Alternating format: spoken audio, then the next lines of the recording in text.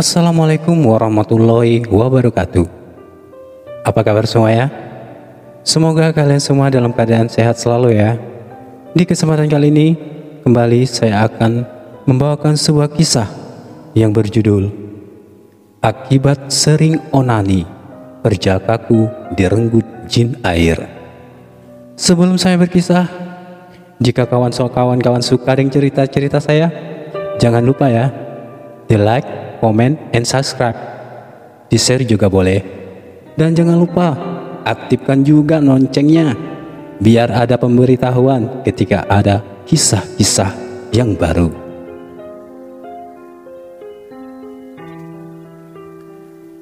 Kakakku pun berlalu pergi ke rumah Mbah Suro. Setiba di rumah Mbah Suro, kakakku menceritakan segala yang ia lihat dan apa yang dia dengar dariku. Nampak Mbah Suro paham maksudku. Akhirnya besok sore pun disepakati mereka akan pergi ke sungai.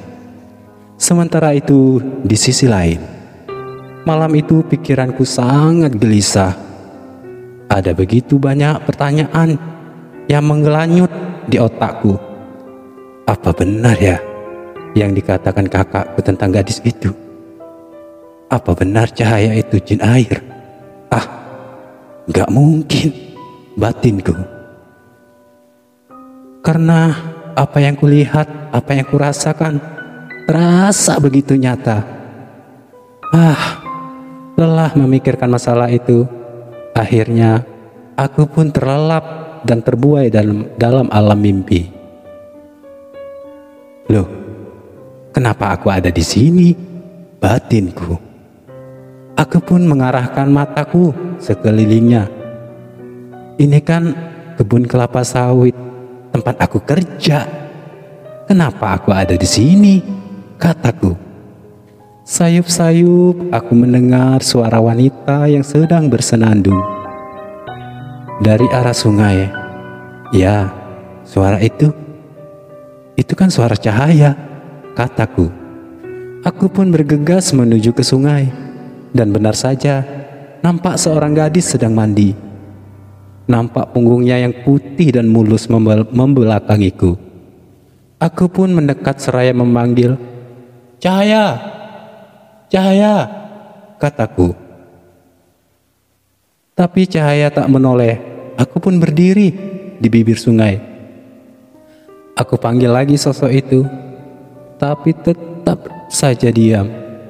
Dan sejurus kemudian wanita itu pun menoleh. Betapa kaget dan terkejutnya aku. Tampak wajah wanita itu begitu menyeramkan dengan rambut panjang acak-acakan. Giginya panjang runcing sangatlah tajam. "Mas, sini. Ayo kita bercinta lagi. Seperti kemarin, Mas." Sosok itu seraya merayuku.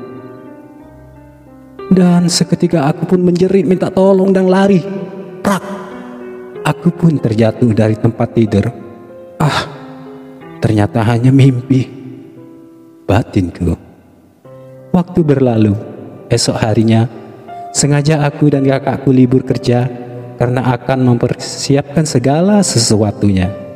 Aku pun diritual oleh Mbah Suro. Mata batinku pun dibuka untuk melihat siapa sebenarnya sosok cahaya itu. Sepanjang hari pikiranku terasa gelisah dan resah. Sore pun tiba. Kami bertiga bergegas menuju ke sungai, di mana biasa tempat aku mandi dan bertemu dengan Cahaya.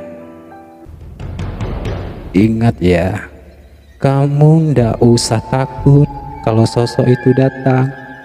Tetaplah untuk tenang ketika dia mendekatimu. Mbah akan bantu kamu lepas dari makhluk itu. Maksud Mbah apa? Lepas apa? Kan aku yang mendatangi dia. Apakah dia akan mengikutiku terus? Kataku kepada Mbah Katso. Sosok itu akan selalu memanggil jiwamu supaya kau datang ke sini.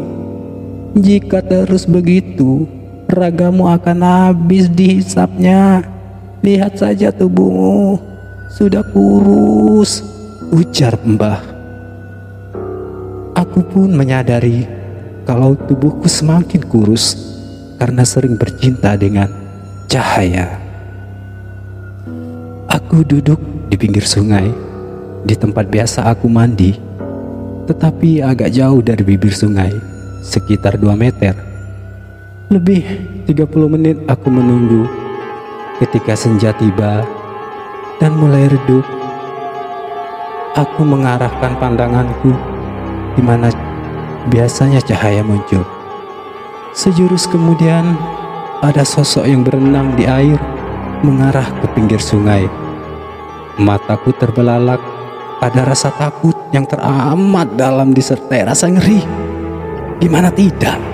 Sosok berambut panjang berantakan dengan gigi tajam runcing itu dan kuku-kukunya panjang dan hitam. Wow, makhluk itu tersenyum ke arahku seraya berenang. Melihat senyumnya saja ada rasa jijik.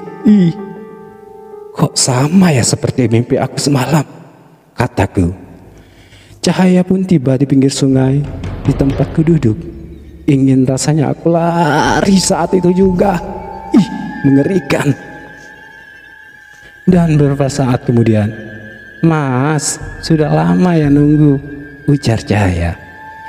Dengan gemetaran aku pun menjawab, "Enggak kok, baru saja," ujarku basa-basi. "Ayo Mas, mandi," ujar Cahaya dengan serangai giginya yang panjang dan tajam. Iya, sebentar ya," ujarku gagap. Aku pun berpura-pura mau melepaskan baju, dan tiba-tiba Mbak Suro melemparkan sejenis jala ke arah sosok jin itu, dan makhluk itu pun terperangkap. Sosok Cahaya mau meronta-ronta, ingin melepaskan diri tapi tak bisa. Kemudian Mbak Suro menarik makhluk itu ke pinggir sungai. Nampak sosok itu melemah ketika berada di daratan. "Siapa kamu, makhluk astral?" ujar Mbah Suro. Mbah ini gimana sudah tahu itu jin air, kok masih ditanya? Batinku di tengah ketakutanku. "Aku penunggu sungai ini. Rumahku di pohon besar itu. Lepaskan aku. Kalian semua akan kubunuh," ujar makhluk itu. "Membunuh kami?" "Sadar diri. Baru sebentar di daratan saja kau sudah ngap-ngapan," ujar Mbak Suro. "Aku akan memusnahkanmu karena kau akan terus mengganggu dan menggoda manusia." Kemudian Mbak Suro menancapkan kerisnya ke tubuh makhluk itu, dan seketika tubuh itu terbakar dan hangus menjadi debu. Wah, kok bisa secepat itu?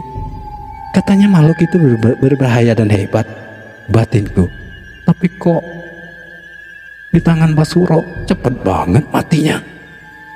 Batin tunggu terus bertanya dan berkata-kata, "Ayo, sudah selesai. Ayo kita pulang," ujar Mbak Suro. Sudah 1 minggu sejak peristiwa itu, aku pun sudah beraktivitas seperti biasa. Dan sejak saat itu, aku tak berani lagi mendekati sungai itu.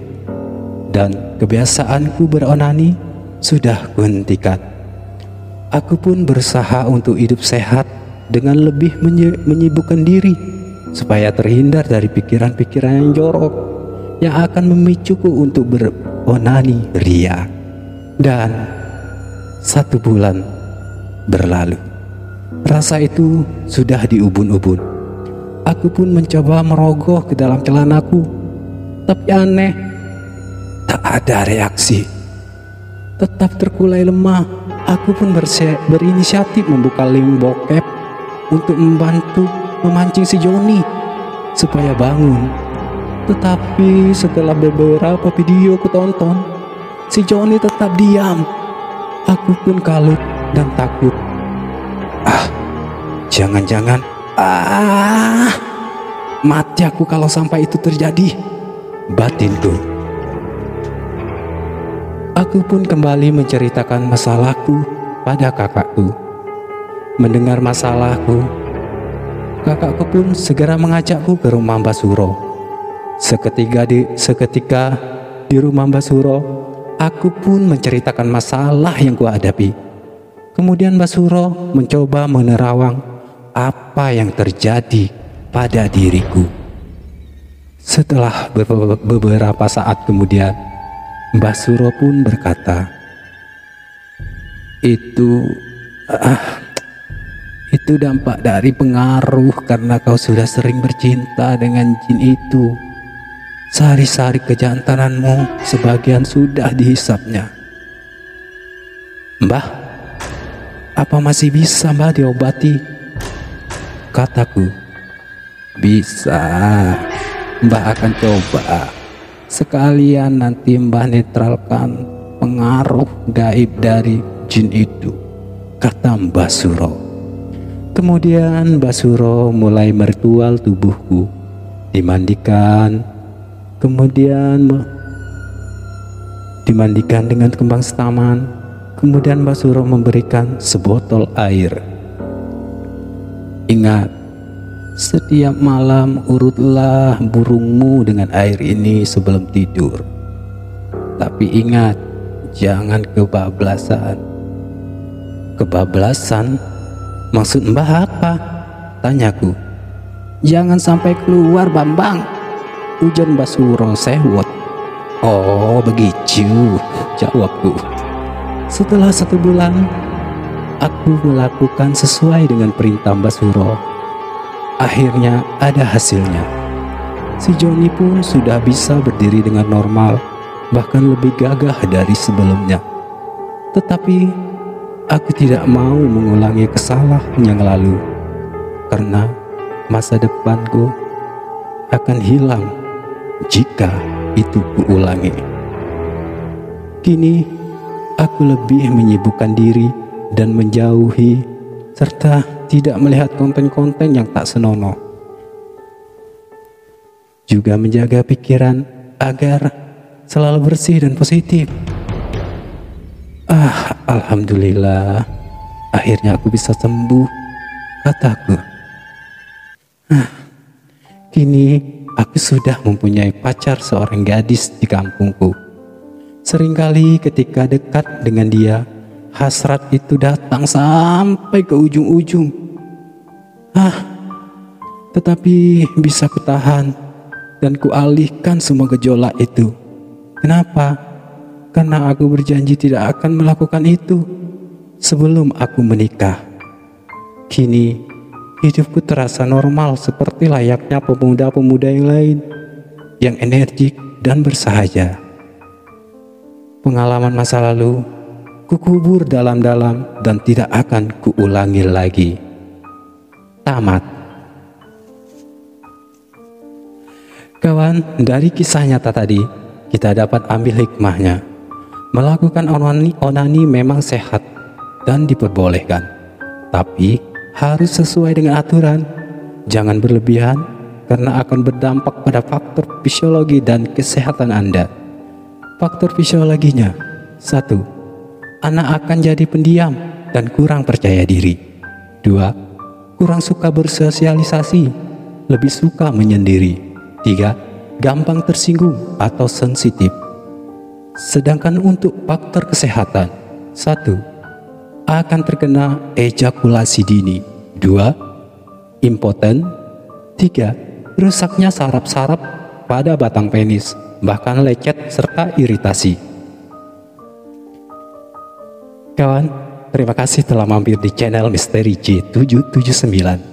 Saya doakan kalian diberi keselamatan, kesehatan, serta rezeki yang lancar. Sampai jumpa lagi di kisah-kisah selanjutnya.